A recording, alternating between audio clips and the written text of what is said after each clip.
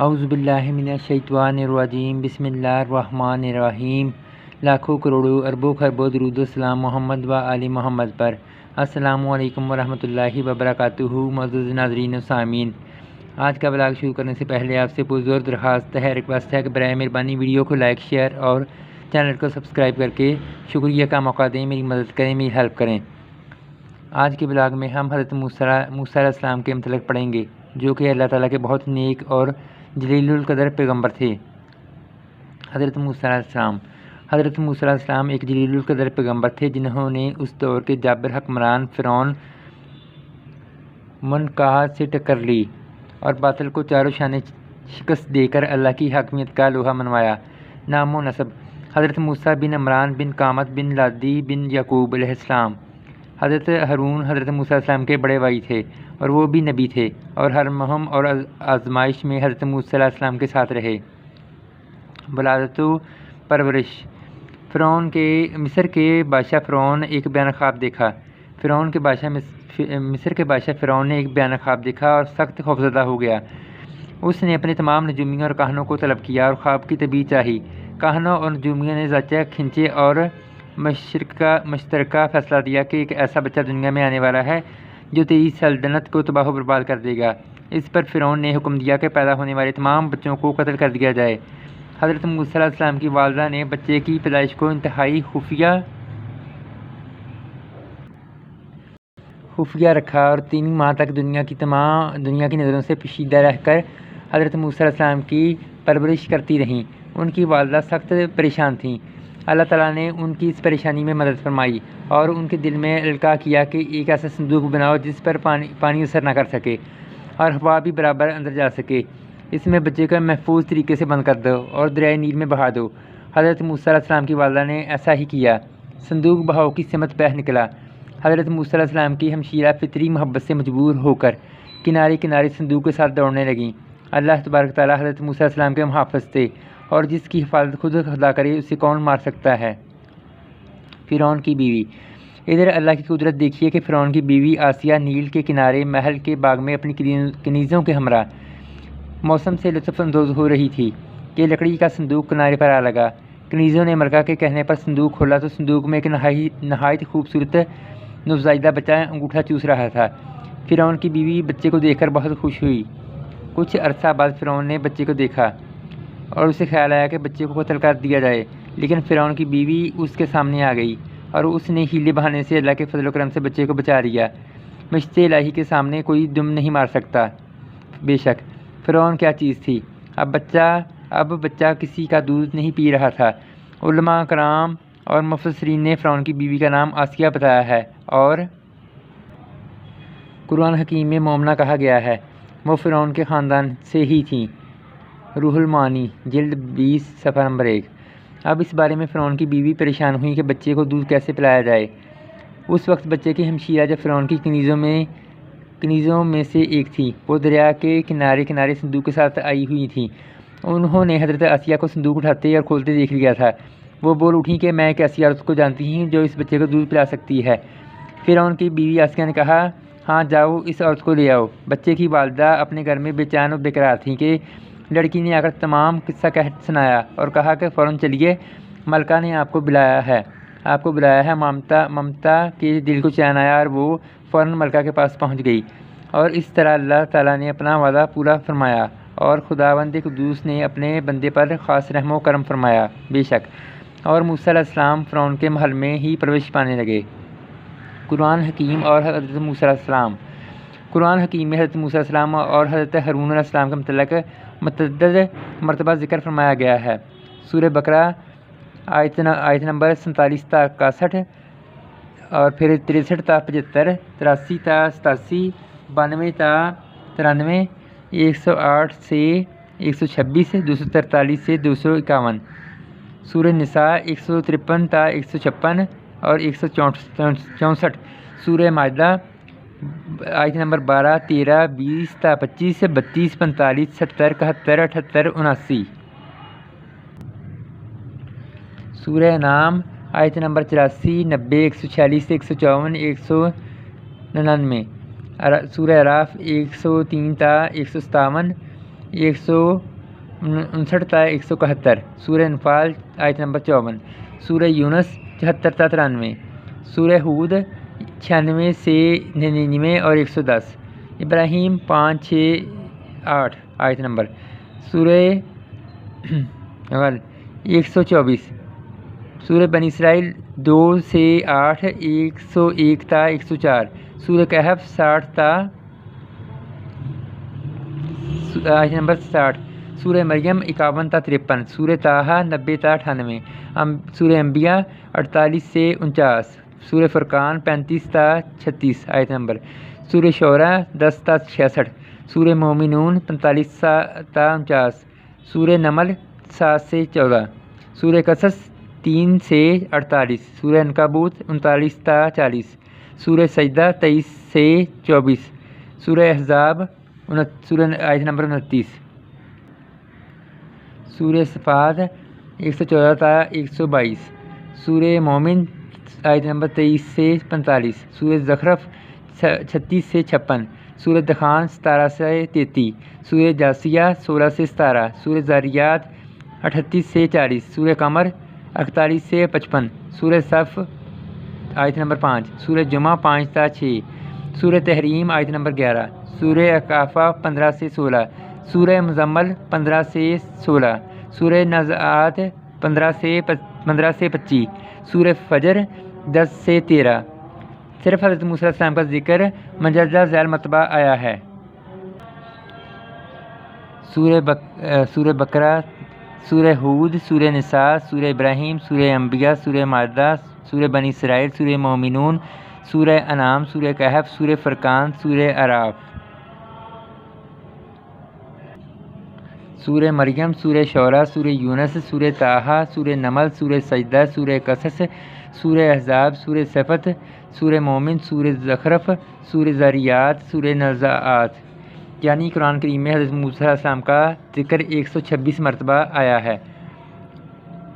جوانی، حضرت موسیٰ علیہ السلام شاہی محل میں پرورش پاتے رہے، نہایت قوی الجثہ اور دلیر بہادر جوان نکلے، چہرہ باروب، مردانہ وجاہت کا پیکر، گفتگو باوقار، سنجیدہ اور متین مزاج تھے، آنکھوں سے خاص شان، چمک اور عظیم حویدہ تھی۔ شاہی تربیت اور پھر اللہ تبارک تعالیٰ نے انہیں ایک خاص عظمت اور شان عطا فرمائی۔ جوان ہونے پر انہیں یہ معلوم ہو گیا کہ ان کی قوم غلام ہے اور ان کی شاہی خاندان سے کوئی قرابت نہیں۔ وہ دیکھ رہے تھے کہ حاکم قوم بنی اسرائیل پر سخت ظلم و ستم ڈھاتی ہے۔ ان کی اس غلامی اور ذلت پر حضرت موسیٰ علیہ السلام کا دل کڑکتا اور خون کے گونٹ پی کر رہ جاتے۔ بعض اوقات اپنی قوم کی حمایت بھی کر ڈالتے تھے۔ اس حمایت کا نتیجہ یہ نکلا کہ مصریوں نے بنی اسرائیل پر ظلم و ستم کرنے میں کمی کر دی۔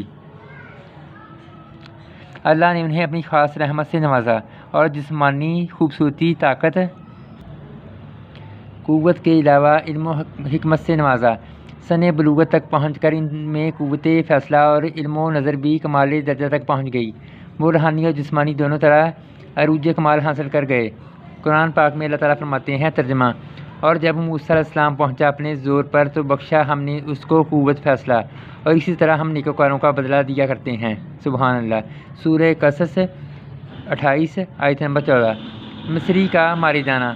موسیٰ علیہ السلام جب جوان ہوئے تو وہ اکثر محل سے باہر نکل کر اپنی قوم کی بستیوں میں جا کر ان کے حالات کا مشاہدہ کرتے تھے۔ ایک مرتبہ وہ ایک جگہ جا رہے تھے تو انہوں نے دیکھا کہ ایک مصری ایک اسرائیلی کو زبردستی پکڑ کر گھسیٹ رہا ہے۔ اسرائیلی حضرت موسیٰ علیہ السلام کو دیکھ کر مدد کے لیے چیخو پکار کرنے لگا۔ حضرت موسیٰ علیہ السلام نے اس مصری کو منع فرمایا، اس پر وہ الٹا آپ کے گلے پڑ گیا۔ اس ہاتھا پائی میں حضرت موسیٰ علیہ السلام کا گونسا مکہ مصری کو لگ گیا۔ مصری گونسا لگتے ہی گرا اور مر گیا، حالانکہ حضرت موسیٰ علیہ السلام کا ارادہ ہرگز اسے جان سے مارنے کا نہ تھا۔ حضرت موسیٰ علیہ السلام نے دل میں ندامت اور شرمندگی کا اظہار فرمایا اور سوچنے لگا کہ شیطان لائی نے مجھے اس میں ملوث کر دیا ہے، وہی انسان کا ازلی دشمن ہے بے شک۔ یہ سوچ کر آپ اللہ تبارک تعالیٰ کی بارگاہ میں معافی کے خواستگار ہوئے اور فرمایا کہ اے باری الہی، جو کچھ ہوا وہ دانستگی میں ہوا، مغفرت فرمائیے۔ اللہ تعالیٰ نے ان کی اس بھول کو معاف کر دیا۔ ادھر شہر میں ان کی قتل کی خبر پھیل گئی، لیکن عوام کو یہ معلوم نہ تھا کہ یہ قتل کس نے کیا ہے۔ وہ اسرائیلی جس کی وجہ سے یہ جھگڑا ہوا تھا واحد چشم دید گواہ تھا، وہ بات کو چھپا گیا۔ ادھر فرعون نے حکم نامہ جاری کیا کہ قاتل کا پتہ لگایا جائے، میں قاتل کو واقعی سزا دوں گا۔ ہجرت موسیٰ۔ اب سوئے اتفاق اللہ کی مرضی کے مطابق یہ ہوا کہ دوسرے دن آپ پھر حالات کا جائزہ لینے قصبے سے نکلے، دیکھا کہ بنی اسرائیل کا وہی شخص جو باعث سے قتل تھا ایک اور مصری سے جھگڑا کر رہا ہے۔ حضرت موسیٰ علیہ السلام کو دیکھ کر اس اسرائیلی نے ایک بار پھر حضرت موسیٰ علیہ السلام کو مدد کے لیے پکارا۔ حضرت موسیٰ علیہ السلام نے اسے غصے سے کہا، تو واقعی بڑا کھلا ہوا جھگڑالو ہے۔ ان دونوں کو چھڑانے کے لیے آگے بڑھے۔ وہ اسرائیلی ڈر گیا اور چلا کر کہنے لگا، کیا تم مجھے بھی مار دو گے جس طرح تم نے کل ایک مصری کو جان سے مار ڈالا تھا؟ اللہ تبارک تعالیٰ نے اس بات کو قرآن حکیم میں یوں فرمایا ہے۔ ترجمہ: جس طرح تو نے کل ایک جان قبطی کو ہلاک کر دیا تھا، اس طرح آج تو مجھے بھی قتل کرنا چاہتا ہے۔ القصص آیت نمبر 19۔ مصریوں کو پتہ چل گیا کہ قاتل کون ہے۔ فرعون نے حکم دیا کہ حضرت موسیٰ علیہ السلام کو پہلا وجونہ پیش کیا جائے۔ اس وقت فرعون مصر کے دربار میں فرعون کا ایک عزیز جو حضرت موسیٰ علیہ السلام کو حق پر سمجھتا تھا موجود تھا۔ اس نے یہ حکم سنا تو وہاں سے نہایت خاموشی سے نکلا اور دوڑتا ہوا حضرت موسیٰ علیہ السلام کے پاس حاضر ہوا اور سارا قصہ کہہ سنایا۔ ان کو کہا، یا موسیٰ، اس وقت یہی بہتر ہے کہ آپ یہاں سے اتنی دور چلے جائیں جہاں یہ آپ کو نہ پکڑ سکیں، آپ اپنی جان بچائیں۔ حضرت موسیٰ علیہ السلام نے یہ مشورہ قبول فرمایا، نہایت رازداری اور خاموشی سے مصر سے مدین کی طرف روانہ ہو گئے۔ قرآن حکیم میں اللہ تعالیٰ فرماتے ہیں۔ ترجمہ: اور آیا شہر کے اندر جس وقت بے خبر ہوئے تھے، وہاں کے لوگ پھر پائے اس میں دو مرد لڑتے ہوئے، ایک اس کے رفیقوں میں اور دوسرا اس کے دشمنوں میں۔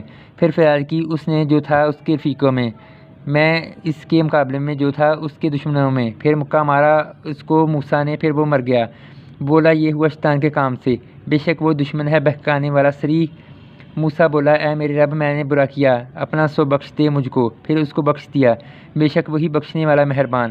بولا، اے رب، جیسا تو نے فضل کر دیا مجھ پر بھی کبھی نہ ہوں گا مددگار گناہ گاروں کا۔ پھر صبح کو اٹھا، اس شہر میں دوڑتا ہوا انتظار کرتا ہوا، پھر ناگہاں دیکھا جس نے کل مدد مانگی تھی وہ آج پھر فریاد کرتا ہے۔ کہا موسیٰ نے، بے شک تو گمراہ ہے سری۔ پھر جب چاہا کہ ہاتھ ڈالے اس پر جو دشمن تھا، ان دونوں کا بول اٹھا فریاد کرنے والا، اے موسیٰ، کیا تو چاہتا ہے کہ خون کرے میرے جیسا کر چکا ہے کل؟ ایک جان کا تیرا جی چاہتا ہے، زبردستی کرتا پھرے کل ملک میں، اور نہیں چاہتا کہ صلح کرا دینے والا۔ اور آیا شہر کے پرلے سرے سے ایک مرد دوڑتا ہوا آیا، اے موسیٰ، دربار والے مشورہ کرتے ہیں تیرے متعلق کہ تجھ کو مار ڈالیں، سو نکل جا، میں تیرا بھلا چاہنے والا ہوں۔ پھر نکلا وہاں سے ڈرتا ہوا راہ دیکھتا، بولا، اے رب، بچا لے مجھ کو اس ظالم قوم سے۔ سورہ قصص 28 آیت نمبر 12 تا 15۔ موسیٰ اور ارض مدین۔ مدین ایک بستی تھی جو مصر سے بہت دور تھی۔ مفسرین طبری نے لکھا ہے کہ مدین مصر سے 8 منزل کے فاصلے پر تھا۔ حضرت موسیٰ علیہ السلام خوفزدہ ہو کر اور پریشانی کے عالم میں مصر سے نکل پڑے تھے۔ نہ تو ان کے پاس ذاتی راہ تھا، نہ ہی پاؤں میں جوتے۔ اس برے حال ہی میں جب وہ ارض مدین پہنچے تو ان کے طلبوں کی کھال تک اکھڑ گئی تھی۔ اللہ اکبر۔ ارض مدین پہنچتے ہی وہ ایک کنویں کے پاس پہنچے، دیکھا کہ طاقتور مرد کنویں سے پانی لے جا رہا ہے۔ 2 لڑکیاں پانی بھرنے کے انتظار میں کھڑی تھیں، لیکن وہ اپنے جانوروں کو پانی پلانے سے قاصر تھیں۔ حضرت موسیٰ علیہ السلام کافی دیر تک یہ صورت دیکھتے رہے، آخر ان سے نہ رہا گیا۔ انہوں نے لڑکیوں سے پوچھا، میں دیکھ رہا ہوں کہ تم اپنے جانوروں کو روک دیتی ہو جبکہ وہ پیاسے ہیں، تم پانی کیوں نہیں پلاتی؟ اس پر وہ لڑکیاں بولیں، اے شریف آدمی، ہم کمزور لڑکیاں ہیں، ہمارا والد بے حد ضعیف ہے، یہ ظالم لوگ ہماری باری نہیں آنے دیتے۔ جب سب پانی پلا چکیں گے تب ہماری باری آئے گی، یہ روز کا معمول ہے۔ اس پر حضرت موسیٰ علیہ السلام برداشت نہ کر سکے، آگے بڑھے اور زبردستی تمام بھیڑ کو ایک طرف کرتے ہوئے لڑکیوں کے جانوروں کو پانی پلا دیا۔ لڑکیاں بہت خوش ہوئیں اور واپس گھر چلی گئیں۔ حضرت موسیٰ علیہ السلام ایک درخت کے سائے میں بیٹھ گئے اور سستانے لگے۔ ادھر جب لڑکیوں کے والد نے خلاف معمول لڑکیوں کو جلدی گھر آتے دیکھا تو پوچھا، آج جلدی کیسے آ گئیں؟ لڑکیوں نے سارا ماجرا کہہ سنایا۔ ان کے والد نے یہ بات سن کر کہا فوراً جاؤ اور اس مصری کو ساتھ لے آؤ۔ ادھر موسیٰ علیہ السلام مسافرت اور بھوک و پیاس کی وجہ سے پریشان تھے، اپنے اللہ سے کہہ رہے تھے اے پروردگار تو میرا حال مجھ سے بہتر جانتا ہے، میرے لیے اپنی رحمت خاص سے مدد فرما، میں تجھ سے ہی مدد چاہتا ہوں اور تیرا ہی طلبگار ہوں۔ وہ یہ سوچ رہے تھے کہ دونوں لڑکیاں پہنچ گئیں، اپنا اور باپ کا پیغام دیا کہ والد آپ کو بلاتے ہیں۔ حضرت موسیٰ علیہ السلام سمجھ گئے کہ یہ امدادی غیبی ہے، وہ لڑکیوں کے ہمراہ ان کے گھر جا پہنچے۔ لڑکیوں کے والد ایک بزرگ اور نیک سیرت صالحہ آدمی تھے، آنے والی مہمان کی نیچی نگاہوں میں شرم حیا دیکھی تو انہیں کھانا کھلایا اور اطمینان کے ساتھ ان کے حالات سنے اور تمام واقعات سن کر فرمایا خدا کے فضل و کرم سے تم ان ظالموں کے ظلم سے بچ نکلے ہو، اب یہاں رہو، تمہیں کوئی ڈر نہیں۔ مفسرین کے مطابق لڑکیوں کے والد حضرت شعیب علیہ السلام تھے۔ حافظ عماد الدین کثیری کے مطابق بصری یہی کہتے ہیں اور فرماتے ہیں کہ ابن ابی حاتم نے سلسلہ سند کے ساتھ مالک بن انس رضی اللہ تعالیٰ عنہ سے روایت کی ہے، ان کی یہ بات پہنچی کہ صاحب موسیٰ کے ششتہ حضرت شعیب علیہ السلام، لیکن اس مفسرین کے درمیان اختلاف ہے کہ وہ حضرت شعیب علیہ السلام تھے یا کوئی اور۔ بہرحال اللہ تعالیٰ بہتر جانتا ہے، کیونکہ قرآن کریم میں یہ بات واضح نہیں ہے اور نہ ہی ثابت ہوتی ہے، اس لیے اس بات کو اللہ پر ہی چھوڑ دینا بہتر ہے۔ حضرت موسیٰ علیہ السلام کی شرافت دیکھتے ہوئے اس مرد صالحہ لڑکیوں کے والد نے حضرت موسیٰ علیہ السلام کو اپنے ہاں بکریاں چرانے کے لیے نوکر رکھ لیا اور وعدہ کیا کہ اگر 8 سال تک بکریاں چرائے تو میں اپنی لڑکی تیرے نکاح میں دے دوں گا، اور اگر تو 2 سال تک اور چرائے تو یہ تیری مرضی ہے۔ قرآن عزیز میں اس واقعے کو یوں بیان فرمایا ہے، ترجمہ: بولی ان دونوں میں سے ایک کہ اے باپ اس کو نوکر رکھ لے، البتہ بہتر نوکر جس کو تو نوکر رکھنا چاہے وہ ہے جو زور آور اور امانت دار ہو۔ کہا میں چاہتا ہوں بیاہ دوں تجھ کو ایک بیٹی اپنی ان دونوں میں سے اس شرط پر کہ تو میری نوکری کرے 8 برس، پھر اگر تو پورا کر دے 10 برس تو تیری مرضی ہے، اور میں نہیں چاہتا تجھ پر تکلیف ڈالوں، تو پائے گا مجھ کو اللہ سے چاہا نیک بختوں سے۔ بولا یہ وعدہ ہو چکا میرے اور تیرے بیچ، جون سی مدد ان دونوں میں پوری کر دوں گا، سو زیادتی نہ ہو، مجھ پر اور اللہ پر بھروسہ ہے اس چیز کا جو ہم کہتے ہیں۔ سورہ قصص آیت نمبر 27 تا 28۔ شادی الغرض حضرت موسیٰ علیہ السلام نے یہ وعدہ قبول فرمایا۔ مفسرین کا کہنا ہے کہ حضرت موسیٰ علیہ السلام نے 10 سال تک بکریاں چرائیں، پھر ان بزرگ صالحہ نے اپنی بیٹی کی شادی حضرت موسیٰ علیہ السلام کے ساتھ کر دی، اور 10 سال کے عرصے میں بکریوں کا ریوڑ جس میں ذبح ہوا تھا حضرت موسیٰ علیہ السلام کے حوالے کر دیا۔ حضرت موسیٰ علیہ السلام شادی کے کچھ عرصہ تک وہیں رہے۔ بعض مفسرین کا اس میں بھی اختلاف ہے، کچھ کہتے ہیں کہ آپ اپنی بیوی اور بکریوں کا ریوڑ لے کر فوراً چل دیے۔ معلم التنزیل میں ہے کہ حضرت موسیٰ علیہ السلام مزید 10 سال اپنے سسر کے پاس مقیم رہے۔ اسی اثناء میں ایک دن حضرت موسیٰ علیہ السلام وادی سینا سے گزر رہے تھے کہ انہیں آگ کی ضرورت پڑی۔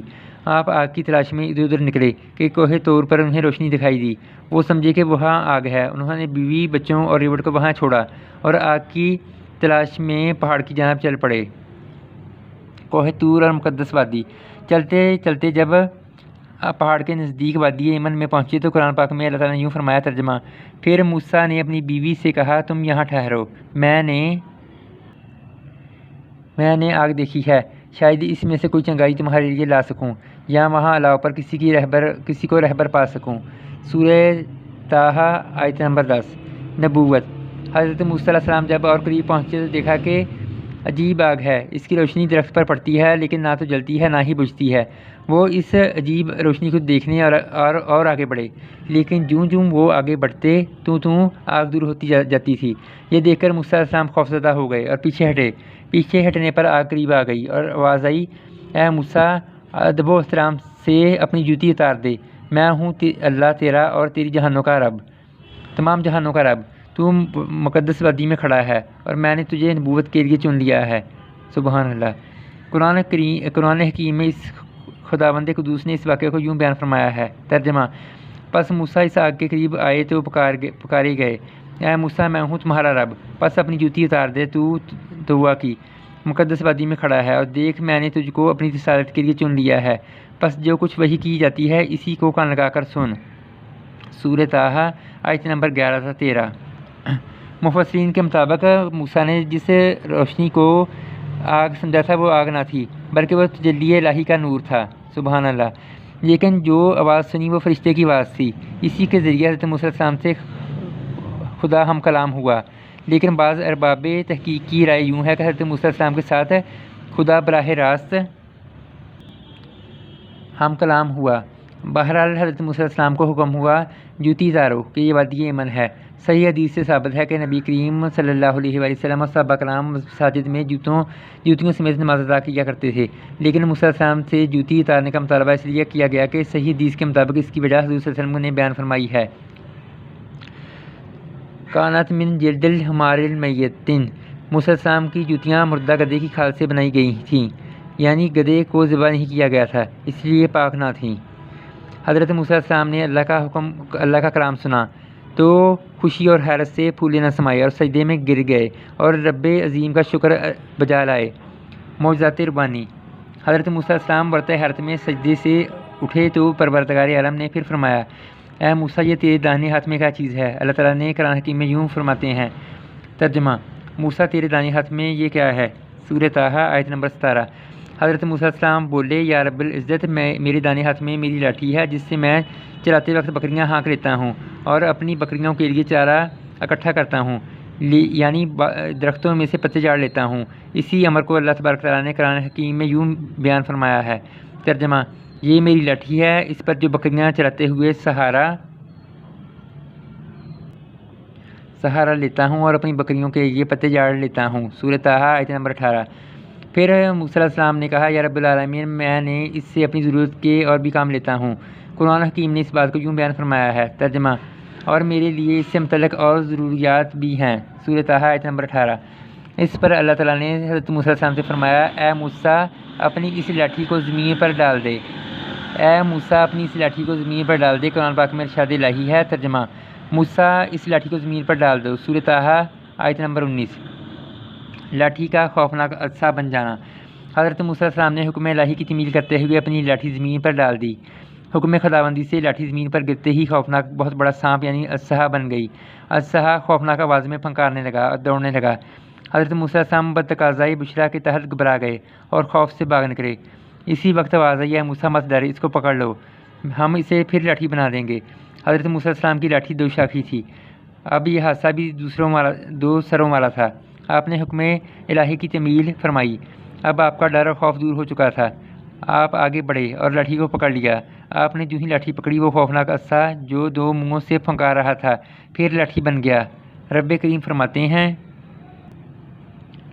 ترجمہ: اللہ تعالیٰ نے فرمایا، موسیٰ اس کو پکڑو اور خوف نہ کھاؤ، ہم اس کو اس کی اصلی حالت میں لوٹا دیں گے۔ سورہ طٰہٰ آیت نمبر 21۔ ہاتھ کا چمکنا۔ اب ایک بار پھر موسیٰ علیہ السلام کو پکارا گیا۔ اللہ تعالیٰ نے حکم دیا، اپنے داہنے ہاتھ کو اپنی قمیض کے اندر داخل کر کے بغل کو چھو کر ہاتھ باہر نکال لیجیے، پھر دیکھیے کہ ہمارے حکم سے کیا ہوتا ہے۔